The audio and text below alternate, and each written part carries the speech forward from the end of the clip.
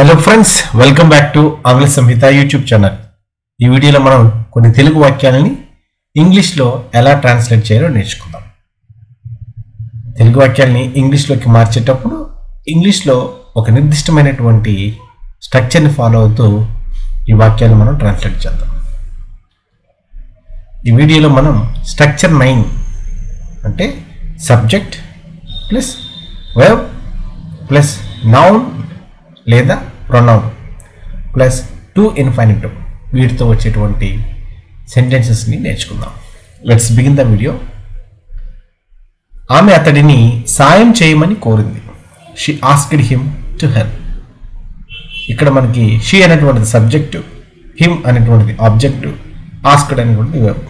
తెలుగుగా మనకి SVO స్ట్రక్చర్లో ఉంది. ఇక్కడ షీ ఆస్క్డ్ హిమ్, ఆ తదుపరి టు హెల్ప్ అనేటువంటి టు ఇన్ఫినిటివ్ ఉంది. మనకి టు ప్లస్ ఇన్ఫినిటివ్ అంటే మనకు తెలుసు bare form of the verb లేదా base form of the verb, V1 అంటాం కదా. ఫస్ట్ ఫార్మ్ ఆఫ్ ది వర్బ్ని మనం ఇన్ఫినిటివ్ అంటాం. టు ప్లస్ ఇన్ఫినిటివ్ వచ్చినట్లయితే దాన్ని టు ఇన్ఫినిటివ్ అంటాం. సో ఈ వీడియోలో అన్ని సెంటెన్సెస్ కూడా మనం ఈ స్ట్రక్చర్లో నేర్చుకోబోతున్నాం. వారు మేము కూడా వాళ్ళతో కలవాలని కోరుకుంటున్నారు. They want us to join them. They అనేటువంటిది సబ్జెక్ట్, వాంట్ అనేటువంటిది వర్బ్, అస్ అనేటువంటిది ప్రొనౌన్, టు జాయిన్ అనేటువంటిది టు ప్లస్ ఇన్ఫినిటివ్. ఈ స్ట్రక్చర్లో మనకి ముఖ్యంగా ask, tell, order, command, persuade, encourage, urge, want, wish, request, intend, expect, force, tempt, teach, invite, help, want, like, love, hate, allow, permit, remind, cause, mean, dare ఇలాంటి వర్బ్స్తో ఎక్కువగా ఈ structure ఉంటుంది. ఎందుకంటే ఈ స్ట్రక్చర్ మనం చూసినట్లయితే సబ్జెక్టు ఆబ్జెక్ట్ నుంచి ఏదో ఒక పనిని చేయాలని ఆశిస్తూ ఉంది కాబట్టి మనం ఇటువంటి వర్బ్స్ని ఎక్కువగా వాడుతాం. ఈ వర్బ్స్ అన్ని కూడా ఇంకొకరి నుంచి పనిని ఎక్స్ట్రాక్ట్ చేసేటువంటివి. He advised her to wait. ఇదే సెంటెన్స్ మనం చూసుకున్నట్లయితే అతడు ఆమెని వేచి ఉండమని సలహా ఇచ్చాడు. ఇక్కడ అతడు సబ్జెక్టు, ఆమె ఆబ్జెక్టు. ఈ సబ్జెక్టు ఆబ్జెక్ట్ని ఒక పని చేయమని కోరుతుంది. ఆ పని ఏంటంటే వేచి ఉండు అనేటువంటిది.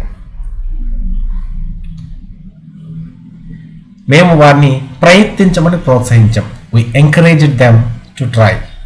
వి అనేటువంటిది సబ్జెక్టు, ఎంకరేజ్ అనేటువంటిది వర్బ్, దెమ్ అనేటువంటిది ప్రొనౌన్, టు ట్రై అనేటువంటిది ఇక్కడ టు ఇన్ఫినిటివ్. నేను నీకు ఉండమని చెప్పాను.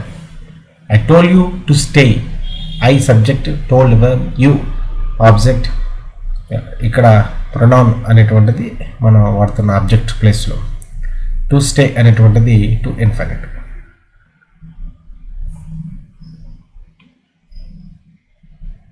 ఉపాధ్యాయుడు విద్యార్థులను చదువుకోవాలని సూచించారు. The teacher instructed the students to study. The teacher అనేటువంటి సబ్జెక్ట్, ఇన్స్ట్రక్టెడ్ అనేటువంటిది వర్బ్, ది స్టూడెంట్స్ అనేటువంటిది object. The teacher instructed the students. Standard SVO అంటే సబ్జెక్ట్, వర్బ్, ఆబ్జెక్ట్ స్ట్రక్చర్లో ఉంది. అయితే మీకు డౌట్ రావచ్చు, సార్ ఇక్కడ ఆబ్జెక్ట్ అంటున్నారు కానీ ఇక్కడ చూస్తే నౌన్ అని ఇచ్చారు ఏంటి అనేటువంటిది. మరి మనకి నౌన్ కానీ ప్రొనౌన్ కానీ అవి మాత్రమే సబ్జెక్టులుగా లేదా ఆబ్జెక్టులుగా ఉంటాయి. ఒక పని చేసేవారిని మనం సబ్జెక్ట్ అంటాం, ఒక పనిని అనుభవించేవారిని కర్మ ఆబ్జెక్ట్ అంటాం. కాబట్టి నౌన్ లేదా ప్రొనౌన్తో మనం సబ్జెక్ట్ లేదా ఆబ్జెక్ట్ని సూచిస్తాం. కాబట్టి ఈ స్ట్రక్చర్లో మనం నౌన్ అని నేర్చుకుంటాము. ఆ నౌన్లో ఆబ్జెక్ట్ ఏదో ఉంటుంది. అది నౌన్ కావచ్చు, పేరు అయినట్లయితే నౌన్, కామన్ నేమ్స్ కానీ లేదా ప్రాపర్ నేమ్స్ కానీ నౌన్ వాడతాం, లేదా ప్రొనౌన్ హీ, షీ, ఇట్ అలాంటివి కూడా మనం వాడతాం. ఇక్కడైతే స్టూడెంట్స్ అనేటువంటిది విద్యార్థులు అనే దానికి పేరు కాబట్టి నౌన్ అన్నమాట. ఆమె అతన్ని వెళ్ళమని ఒప్పించింది. She persuaded him to go. Persuaded అనేటువంటి వర్బ్కి అర్థం ఎవరినైనా ఒప్పించడం, బ్రతిమాలడం లాంటిది అన్నమాట. షీ సబ్జెక్టు, పెర్సువేడ్ అనేటువంటిది వర్బ్, హిమ్ అనేటువంటిది ఆబ్జెక్ట్, హిమ్ అనేటువంటి ప్రొనౌన్ ఇక్కడ ఆబ్జెక్ట్గా పనిచేస్తుంది. టు గో అనేటువంటిది టు ఇన్ఫినిటివ్ అన్నమాట. వారు మమ్మల్ని సాయం చేయమని వేడుకున్నారు. They begged us to help.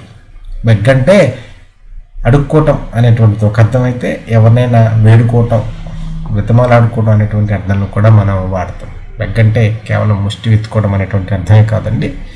ఎవరినైనా వేడుకోవటం కానీ, మర్యాదపూర్వకంగా వేడుకోవడం, ప్రాధేయపడడం, ఇలాంటివన్నీ కూడా బెగ్గడ్ కిందనే వస్తాయి. అతడు ఆమెకు ఫోన్ చేయమని గుర్తు చేశాడు. ఇక ఈ స్ట్రక్చర్లో అంతా కూడా ఎటువంటి వాక్యాలే ఉంటాయి మీకు అర్థమవుతుంది.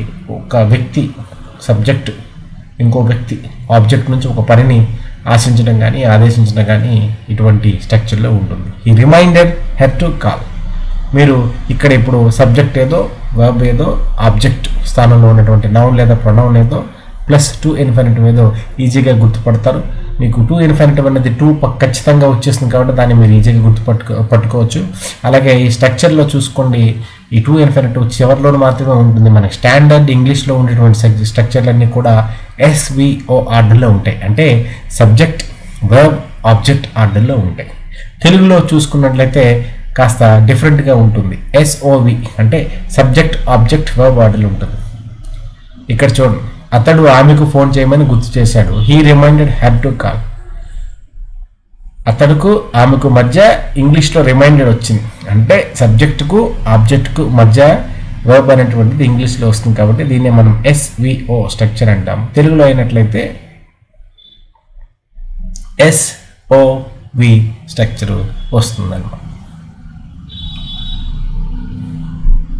మనం అతడు పని ముగించాలని కోరుకుంటున్నాం. We need him to finish. అతడు వస్తాడని ఆమె ఆశిస్తుంది. She expects him to arrive.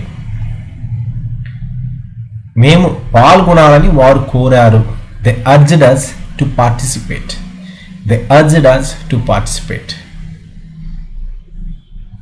అతడు ఆమెను అక్కడి నుంచి వెళ్ళిపోవాలని ఒప్పించాడు. He convinced her to leave. ఇందాక బెగ్గడ్ అనేటువంటిది, పర్సువేడ్ అనేటువంటిది మనం వాడాం. ఒకరిని ప్రాధాయపడడం, ఒప్పించడం అనేటువంటి ఉద్దేశంలో కన్విన్స్డ్ మనకు తెలుగులో కూడా చాలా ఎక్కువగా వాడతాం. కన్విన్స్ చేయండి అని. మనకి ఇంగ్లీష్ బాగా వాడుకలో, తెలుగులో వాడుకలో ఉన్నటువంటి పదం ఇది, కన్విన్స్డ్ అనేటువంటిది. మేము వారిని రమ్మని పిలిచాం. We invited them to come. Invited అయితే ఇంకా మనం చెప్పక్కర్లేదు, ఇన్వైట్ చేస్తాం. ఇన్వైట్ చేశారా ఇంకంతే, మనం ఆహ్వానించారనేటువంటిది లేదా పిలిచారనేటువంటిది చాలా తక్కువగా మాట్లాడుకోవడం జరుగుతుంది. తెలుగు వాళ్ళం తెలుగు మాట్లాడడం, మనకి ఇంగ్లీష్ రాదు అని అనుకుంటాం, కానీ తెలుగు కంటే ఎక్కువగా మన పదాల్లో ఇంగ్లీష్ మాత్రమే మాట్లాడుతుంటాం. మేనేజర్ జట్టును సిద్ధం చేయాలని ఆదేశించారు. The manager ordered the team to prepare. కాస్త పెద్ద సెంటెన్స్ కాబట్టి ఒక్కసారి ఇందులో సబ్జెక్ట్ ఏదో గెస్ట్ చేయండి. మేనేజర్ అనేటువంటి సబ్జెక్టు, ఆర్డర్డ్ అనేటువంటిది వర్బ్, ద టీమ్ అనేటువంటిది ఇక్కడ నౌన్, అండ్ టు ప్రిపేర్ అనేటువంటిది టు ఇన్ఫినిటివ్. ఆమె అతడిని జాగ్రత్తగా ఉండాలని హెచ్చరించింది. She warned him to be careful. వీడేదో ఏదో పని చేశాడో, జాగ్రత్తగా ఉండరా, చెప్పు తెగుద్దని వార్నింగ్ ఇచ్చింది ఆమె. వారు మమ్మల్ని ముందుకు సాగాలని ఆదేశించారు. They instructed us to proceed. అతడు నన్ను రిలాక్స్ అవ్వమని చెప్పాడు. అతడు నన్ను విశ్రాంతి తీసుకోమని, శాంతి తీసుకోమని చెప్పాడు. He told me to relax. ఇంకో 2 సెంటెన్స్ చెప్పేశాక మీరు కూడా రిలాక్స్ అవ్వండి. మేము వారిని పాల్గొనాలని కోరాము. We asked them to participate. English class అవుతుంది, మీరు కూడా రండి నాయన, పార్టిసిపేట్ చేయండి, ఈ క్లాస్ చూడండి, ఈ వీడియో చూడండి, సబ్స్క్రైబ్ చేసుకోండి అని వారిని కోరాం మనం. రోగిని విశ్రాంతి తీసుకోవాలని వైద్యుడు సూచించారు. The doctor advised the patient to rest. The doctor advised the patient to rest. Okay friends, thank you. ఈ వీడియోలో మనం స్ట్రక్చర్ 9 అంటే subject plus verb plus object స్థానంలో నౌన్ లేదా ప్రొనౌన్ ఉంటుంది, ప్లస్ టు ఇన్ఫినిటివ్ స్ట్రక్చర్ని వాడి 20 వాక్యాల్ని మోడల్గా తీసుకొని, ఎగ్జాంపుల్గా తీసుకొని తెలుగు నుంచి ఇంగ్లీష్లో ట్రాన్స్లేట్ చేస్తూ ఈ స్ట్రక్చర్ని ప్రాక్టీస్ చేయడం జరిగింది. కామెంట్ బాక్స్లో మీరు ఖచ్చితంగా అట్లీస్ట్ ఒక్కటైనా సెంటెన్స్ని ఈ స్ట్రక్చర్లో రాసి ప్రాక్టీస్ చేసినట్లయితే మీకు ఇంగ్లీష్ బాగా వచ్చే అవకాశం ఉంటుంది. ఏదైనా డౌట్స్ ఉంటే కామెంట్ బాక్స్లో తెలియపరచండి. See you in the next video. Until then, have a nice time. Please keep learning English. Please subscribe to our YouTube channel.